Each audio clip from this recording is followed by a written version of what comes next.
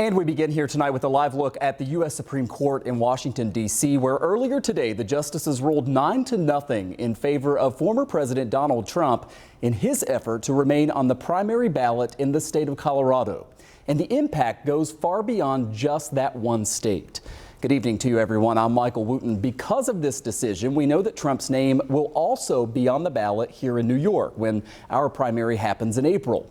There have been legal challenges filed here similar to the arguments made in that Colorado case that the former president engaged in insurrection related to his 2020 election defeat and therefore was disqualified from running for office again. This all based on the 14th Amendment of the Constitution.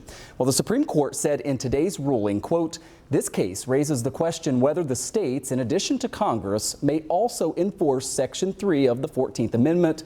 We conclude that states may disqualify persons holding or attempting to hold state office, but states have no power under the Constitution to enforce Section 3 with respect to federal offices, especially the presidency." The court also said that the patchwork that would likely result from such state enforcement would sever the direct link that the framers found so critical between the national government and the people of the United States as a whole. As you can imagine, the former president pleased with today's ruling. You cannot take somebody out of a race. The voters can take the person out of the race very quickly, but a court shouldn't be doing that, and the Supreme Court saw that very well, and I really do believe that will be a unifying factor. It is a big decision. A short time ago, I talked about it and the ramifications ahead with UB political science professor Dr. Jacob Neiheisel.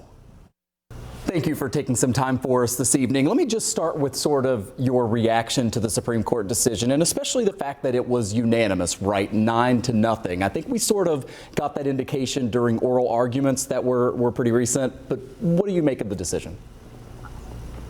I'm not entirely surprised at how the case turned out. I think that this was always a long shot for Colorado and other states to pursue this. I'm perhaps a bit surprised that it was unanimous. I thought it was always going to be a 5-4 decision with the more conservative justices voting to dispense with Colorado's case. But I think the unanimous nature of it really speaks to how this is a practical concern for American elections as well. What is the biggest takeaway from the ruling in terms of people who are watching right now? What is the sort of legal rationale for how it came out? I'm still working my way through that. I was, in fact, in class when the ruling came through, and so my students were informing me of it on the fly. But I think the biggest takeaway here is that the court was really worried about what kind of precedent it would set if they let Colorado do this, where there's no definition of insurrection in terms of what the conviction would look like. Congress hasn't set up that process. And so if each state is allowed to decide for themselves, there's likely to be some kind of tit-for-tat politics going on where deep red states do the exact same thing to a Democratic candidate without this, firm definition from Congress. So I think they were worried about what kind of system it would set up where every state can make these determinations for themselves.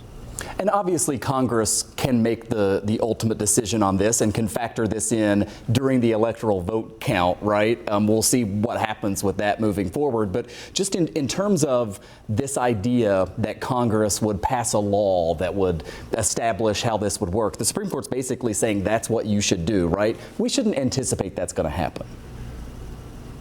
So the court is saying that they should do, and in fact, it is probably not going to happen anytime soon. It's too closely divided in terms of the vote, and there's reason for dissent throughout that process. So, like many things in recent years that we've seen, I think that the court has said this is Congress's problem, knowing full well that Congress is not going to do anything about it. Finally, again, in terms of the practical nature of this, there have been some efforts here in New York, like in a lot of different states, to try to remove former President Trump's name from the ballot. I mean, all of that goes away now, essentially, right? I mean, they can try, but I think it's effectively dead. They know the outcome. It would be a fool's errand to keep pursuing it at this point.